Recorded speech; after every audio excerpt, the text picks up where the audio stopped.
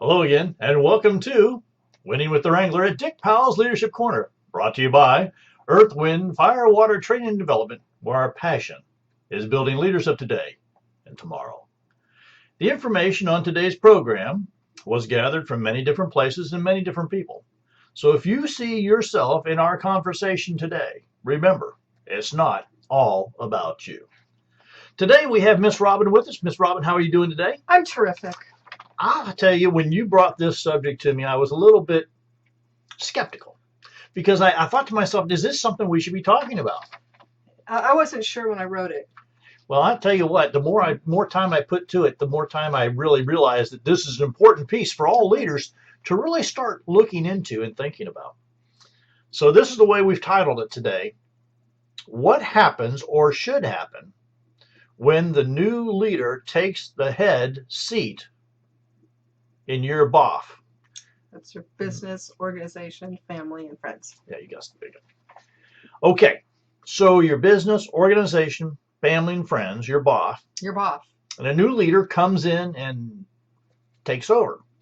Now, one of the first questions Well, that no, sounds bad that way. Comes in and takes over. You're elected.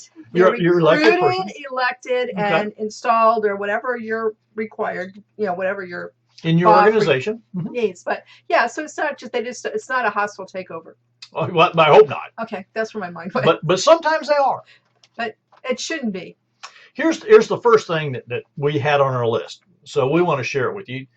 Sometimes the past leader stays on for a period of time to ensure a smooth transition or meets with remaining leadership to gather ideas, information, learn protocol, and so on. Explain that to me. Well, I'm in organizations where someone that maybe there's a 3-year plan Okay. for the leader. So they're 1 year they're kind of the leader elect.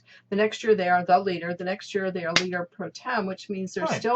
still part of the organization. So that There's when changes are made, they're made with prayerful, careful, however you want to put it, ideas in mind. Mhm. And it's not just a radical different person in charge every year, because that can freak everybody out. So with that, there's more of a fluid change It's I hate to say power, but Well, change of head of leaders. of leadership, right? And it means that there's growth that can happen because you can evaluate and change Okay. things and move on.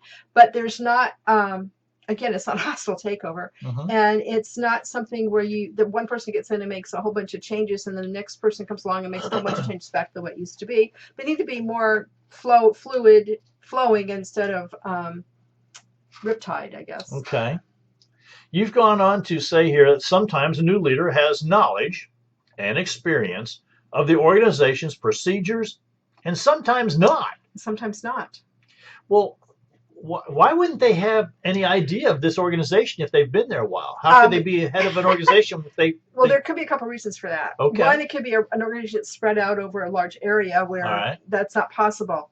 It also could be that they're new in town and they want to give the new person, make them feel welcome and give them the position. Or part of that is generally there's no one else who wants to step back into that position or hold that position. And so they find some innocent person thrown to the wolves. Yeah. Okay. It could be any combination of that. You've gone on to say here this might be a window to make improvements or try new ideas. Right. There's a couple of things you can do here. I don't know because I haven't read this in a couple of weeks. The one of the schools of thought would be the new leader comes in and proceeds in the manner they intend to continue. Okay. The other one could be the new leader comes in, is very quiet, doesn't really exercise leadership or thoughts of their own. They just kind of listen and hang around and do what's ever been done. It's the way we've always done it, kind of thing. And then they could make a change. They could make a drastic reversal on so many things at the same time, and that's confusing. So what I try to do is learn about the organization first, right? But also understand they're not going to tell you everything you need to know, because if you knew it, you wouldn't take the job. Sometimes that's true. That's very true. Other times they know they need to change. They don't know how to make those decisions and how to change. So I have been in positions where I've gone in and done that. Okay. Sometimes they think they don't need to change, and they do need to change. You can't just keep doing the same thing the same way all the time. And they really are going to fight you tooth and nail. Okay. It might be quiet about it, They might quit. Sometimes that's the Mm. easiest thing to do. If they don't like the way things are going, they're going to walk away. And that is not always a bad thing. Okay, that It's a leads sad us thing, but it's not a bad thing. really leads us to this next piece here. Oh, good. And I kind of struggled with this when I read it. Be honest with you. You said sometimes the leaders really are done and gone. Yeah. Never to be seen again. Again, I had a position where I had an elect year and then a year in office. Well, actually 2 years in office. But the person I followed, the organization was in such stress that stressed her out so much that she actually developed a lot of medical problems. Wow. And could not continue.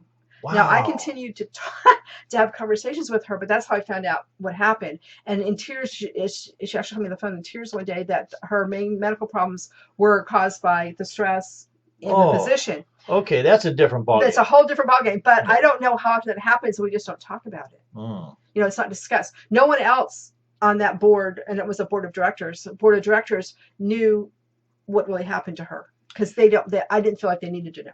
Well, you've gone on to say that when they leave like that, there's a gap because they may know things that the new leader might need to know. Well, and I did find and just kind of gets cut off. The problem was that no one on part of the board that was not elected and rotating off and on, they wanted to see no change. And we understood that there had to be change because they were still living in the 1950s, and it was not. You can't do things the way they were doing it 1950 style in the 2000s. It was open up for all kinds of problems, but also legalities, legal issues, and things like that too. They really danced around that a lot.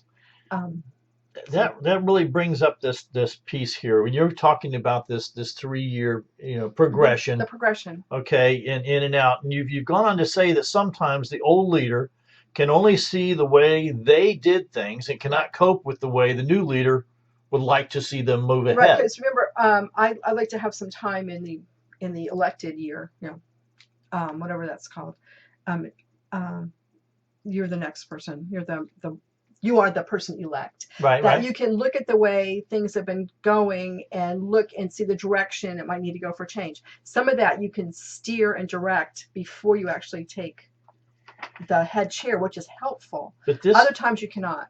What you're saying here is that person who stayed on that after they've become the leader, the new person comes in, is really starting to make a lot of waves for the new person. Oh, it's like a weight around your neck. And so in that case, it's not good that they've stayed. It's not good they've stayed, and you can quietly have conversations away from public hearing. Or someone else can have that conversation for you sometimes, and sometimes that's the way to go. Because that friction the organization between the leader has stepped down and the new leader, bad. That friction can really, it can taint the whole organization. I hate to be political, but look at what's happening in our national government. The same thing. Someone comes in with ideas and not being allowed to go forward, and I could say that in any year with any elected. Oh yeah, I don't think that just started this year. It's not new. It's just the way things are. People, they don't want to let go because they have the power, but now they don't have the power. They have some power. But there's a shift. Well, here's the thing is though, in nonprofits, it's you really don't have any power. Okay, it's an assumed power, and even if you be quite honest with you own a large organization, you own a company. You don't have any power. They can still get rid of you. Okay, it just is. It's an assumed situation. Right. When I see churches that are struggling, and they say, well, our pastor makes all the decisions. Well, that's an assumed power that they've given that pastor. Yeah, they've abdicated. Whoever the leadership board for that is, they've abdicated all power and allowed the pastor to take it over instead of drawing lines. I never quite like that word power. Okay, no. You just have to understand where I come from. It should be responsibility, not power. I think everything needs to be accountable to someone, to someplace, and I think, in quite fact, we all are. So, well, and I think when we're talking about leadership and the new leader coming in, they're going to be accountable to either the people who they're leading or the people who outside the group. Right. So you're not the supreme power in any given time. You're not the supreme power. You have some power depending on how much they allow you to have. Yeah. But there are times when I think, especially in a church, where people just back off and abdicate all of their responsibility and all of their input and thinking and everything else, and it falls on the pastor. Right. Right. We're in a denomination where that should not happen that way, but we are seeing that it happens because the elected power people, the elected responsible people, don't assume their responsibility. And that we're going to talk about why that happens here in just a little while. So don't go away, because we've got more to come here. Yeah, there's a lot of reasons that happens. We want to talk about this is that who sets the boundaries? Are we bound by tradition and common practice? Yes. And can we do things new ways? Yes, but it's difficult. Yes, it's difficult. But Well, it the can be more boundaries, difficult or not. the boundaries are usually set by your bylaws, are they not? The original boundaries are yes. And so They're adequate. bylaws are something that the They whole group, guide everyone have to vote on, and those kind of things. Yes. Okay, but the day-to-day things. Well, here's where explain those differences. Organizationally, I would say that the organization needs bylaws. Okay. And there are things that don't really change too much. You know, Right. how you're going to do it, where you're going to do it, who your leadership is, how long they serve, how many times they can consecutive terms they can serve, which is huge. That needs to be in there. Who are you finding your pool of leaders from? Is it outside the organization or in? And that makes a difference. Huge. Yeah, huge difference.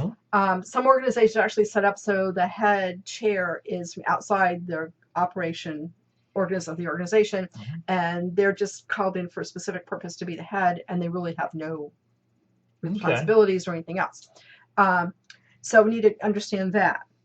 Also understand where things stop and go. Along with the bylaws, a useful organization will have job descriptions.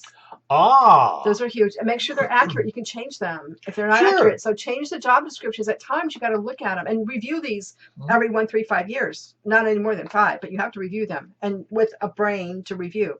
But if you're doing things a certain way, then maybe you need to write that down. And if you're doing things a certain way, it's not working, you need to have the latitude to make that change quickly. Okay. Which is why you don't want that in your bylaws. Okay. And what was the other instrument we had by bylaws? Oh, common practice. Common practice. Okay, now common practice is commonly not written down. It's just common practice is something that's been going on for a number of years or a number of months or whatever. For a while. And everyone has agreed to it, whether verbally or non-verbally. They've agreed to this is the way we're going to do things. Right. Those kind of things, though, can be fluid, they can change rapidly. Or they can kick you in the butt. Okay. But the bylaws need to be more structured and harder to change. More difficult to change, requires, warning and a certain number of people to be involved and have reasons and everything else. And we'll have more on that because next week I'm in charge of a major bylaw change in an organization. And right now I don't have the information to even present that. And ordinarily in this organization, we would have had that written down, that motion and everything else written down and distributed at least 30 days in advance. And we did not do that this time. Right. So we are not following necessarily our common practice even, or our bylaws. We can do it this way because there's an emergency clause in it that says, or by whatever number of people at one time. And that's what we're going to hit, which is going to be a little different. Because it looks like we didn't plan it. We did to a point. But be aware that you have to have those things in place. I agree. To go forward.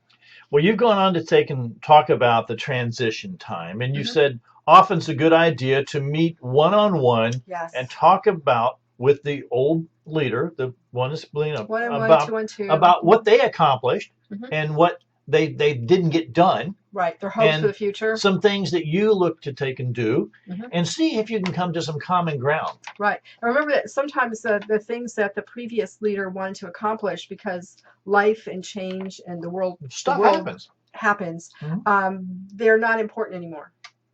They're not relevant. Relevant is a good word. They're no longer relevant. So you just need to say, well, that wasn't relevant. So maybe we should just put that in a box and light it on fire or something. I think what is the good part about this, the older leader, the one stepping out and the one stepping in, getting together on a one-on-one to share that type of information is so important. The leader stepping out might say, hey, I had all these plans, but they're not relevant now. And let's look to see what you're looking at and how I can help you. Here's where it really gets sticky in my mind, is when the leader steps away and the new leader comes in. If there's not some kind of cohesiveness between them, it really sets a bad tone to the rest of the organization. You're not going The to get over that. the leader who steps down needs to support the new leader. Right. Okay. And we're going to At talk least about publicly. we're going to talk about it here in a minute, because I'm going Well, to let wrap me- this up with some information that Let you're me going to want to have. also say, by the flip of that coin Mhm. would be that if the new leader is having a lot of headbanging Yeah. and things with people, and they're having trouble building bridges and making changes and going where they need to do, it might be the old leader's responsibility to take the new leader and say, look, I understand there's some problems. I think if you do this way, that way, you might have a better time, because right now you can't have that much friction in an organization. It doesn't work, You especially if cannot. it's volunteer. You cannot. You cannot. It just doesn't work. All right.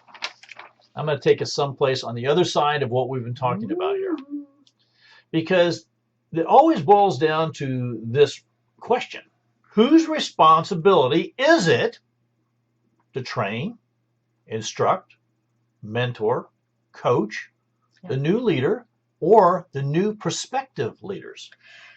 The ones that you're going to be bringing up, because leaders, our biggest job is to what? Lead. Make new leaders. Make new leaders, right? Then you So- want to be the leader all the time. So Trust me. when Robin and I have been working with organizations, what we're seeing over and over is that this thought process of learning and teaching new leaders is almost a lost art. And it seems like, well, they took the job, by golly, they should know what to do. Well, Yeah. that's not even Yeah, that word. that's should not is a bad even word. fair. And it's not realistic. Okay? So whose responsibility is it? Well, I'm trying to think. I put her on the spot, ladies and gentlemen. Back when I was running for student government, Oh my goodness. and we're going back Don't do the years. real close to 50 years here, not quite, but close to 50 years here. Running for student government, we were required to take stay after school for 4 or 5 days, like every afternoon for a week, say, and learn about the organization and responsibilities and parliamentary order. Because our Parliamentary meetings- order? Where else do you learn that? Well, I learned a little bit of it in Girl Scouts. And in Girl Scouts, I learned enough about parliamentary order to make a motion at the first meeting every year that would relax the rules. Pass that motion, and we did not use parliamentary order. When my daughter was in Girl Scouts, it was supposed to be, the meeting was supposed to be run by parliamentary order or town hall. Yep. And we had such a small troop, we relaxed all the orders and ran it the way we wanted. Okay. So that was a smart thing later on, because parliamentary order was a cool thing to learn. Well, it was. And when I got involved in other organizations later, I learned a lot about parliamentary order that we didn't teach, because we had some things that came up in student council, and that wasn't covered by what we learned in parliamentary order, but it is covered by Robert's Rules. So I'm pretty sure you could probably download Robert's Rules now off the internet for You free. certainly can. But if you've never experienced it, I don't know how you would put it into practice. So you start gentle with your group and saying, if you haven't been using parliamentary rules, do we need to go back to visit Roger and do things by order, or do we want to go on the way we've been, again, common practice? Make that decision Let's look first. at why that's so important. Yeah, okay. got to have everybody on board. Here's the thing. In any organization, there needs to be some guidelines so you know which side of the fence post you're working on. You know, I'm telling you, everyone in the world loves guidelines. They need to know, you know, no matter what road you drive down, there's some white lines on each side, Yeah, some and dotted hopefully lines in there's the middle. maybe a white and black line in the middle. Sometimes a double line. Now, this is for a reason, and when you don't know what your guidelines are, it just goes wishy-washy all through the world. Right. And this is why I said, whose responsibility is it to work with these people? Well, here's the ticket. I don't know. No matter what job or job function you have within an organization, guess what? It's your job to make sure that anyone coming in to either take that job knows what's going on and or teach everybody all the jobs. Exactly. Have a group Now, learning. This It's okay. This is the part that really kind of gets me going and gets me on the soapbox. When we go to churches and we work with them, Or other organizations. we find that they teach us little group. Let's bring them in. Let's keep it secret. We won't teach anybody else. Well, that's such a scary, silly thing to do. Invite everybody to the training situation. Let everybody know. You never know. Somebody might be sitting there going, I think I could do that. I might be really good at that. And maybe it's someone no one else would have thought to nominate for the job. They might be that quiet person that's been sitting over there saying, well, they never asked me. Yeah. Well, you know what? What a different idea is if now it's all of our responsibility as leaders to train all the leaders, mentor, coach new prospective leaders. You see, that changes the whole thing. It's not just one person that you've put on the spot and says, you're in charge and you're responsible. Now, everybody has responsibility, and everyone is accountable to each other to make it happen. Right. That's a different thought process altogether. Right. Now, I understand that it's scary. Now, for you leaders out there, I understand that you're saying to yourself, teach everybody? I don't know about that. But think about this. If everybody knows there, you ever play a board game with your children? And the children made up their own rules? That's what happens in an organization when you only teach certain people. Do you ever go to someone else's home to play a board game you've been playing your whole life to find out new rules? Somebody wasn't playing it according to the rules. We had a lady actually came into a retreat one time and told us that we were playing a game that required 15 points to get on the board. Well, evidently her glasses didn't work very well because she kept insisting it was 75. Well, there's no way you can get 75 points to start to play without. And I went home and actually read the rules, and we had been playing it correctly. She evidently read that one as a 7, and she is standing over us insisting we have to have 75 points in our hand to start to get on the board. Well, there's no way you can finish that game that was 75 points to get on. So again, make sure you're all aware of the rules and you talk about them at first. It's just so important. It's interesting. It's very interesting. It's so important. When everyone knows the rules. And you're playing by the same side. Okay, and everybody's on the same page.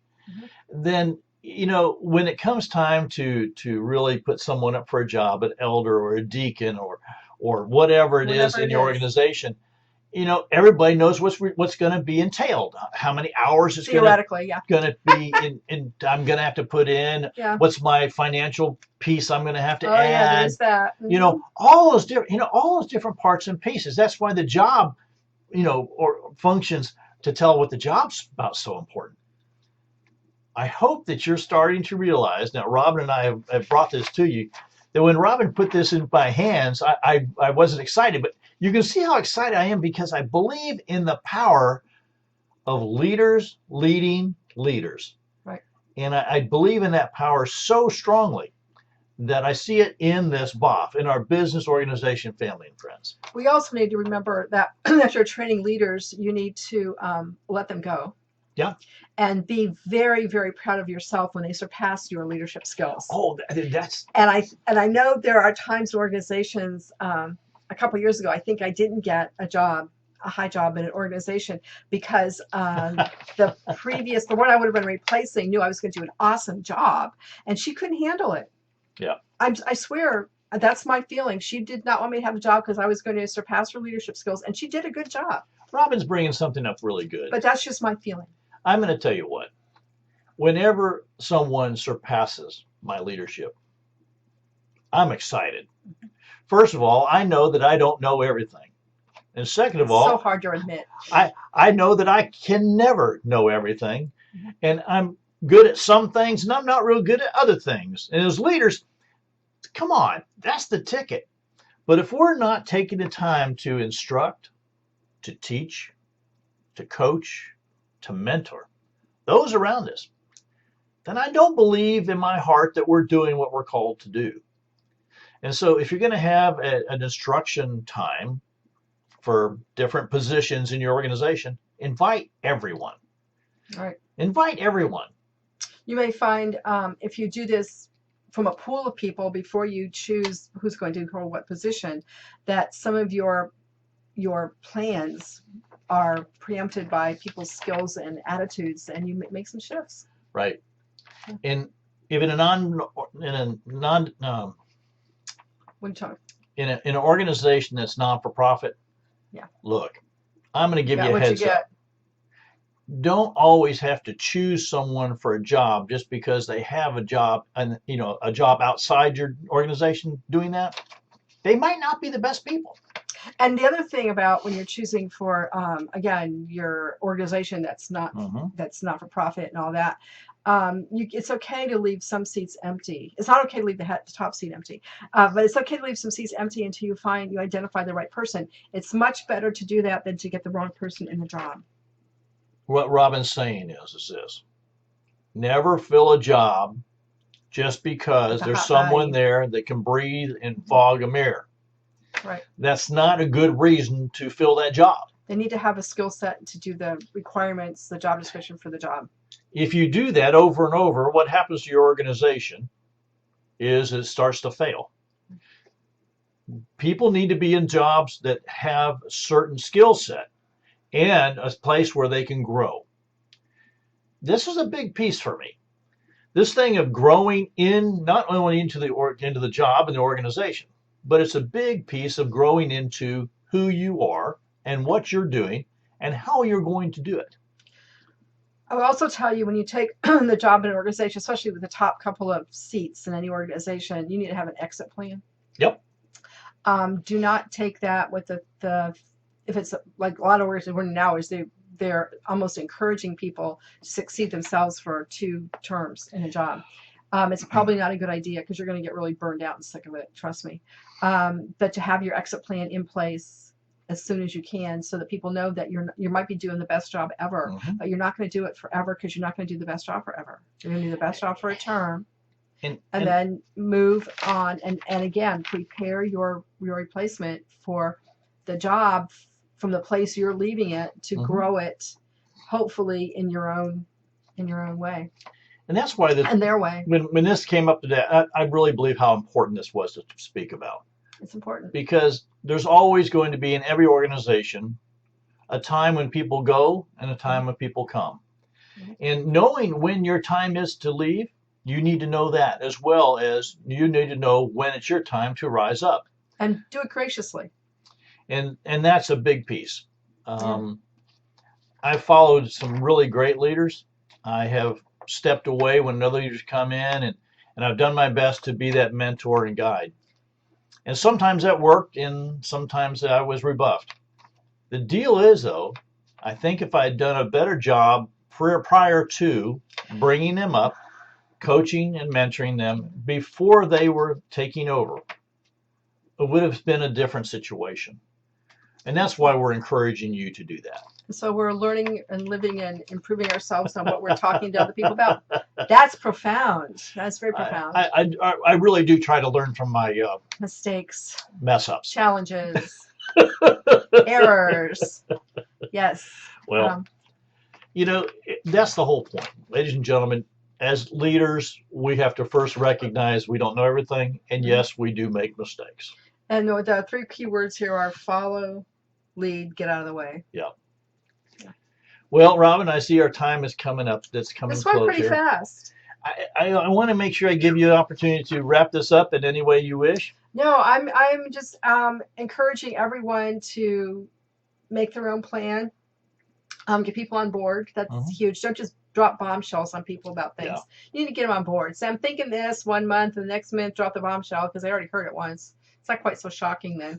But be aware, and be aware of people's different personalities and learning styles, and those are things that we overlook, but it's important to know those things. Watch body language all the time.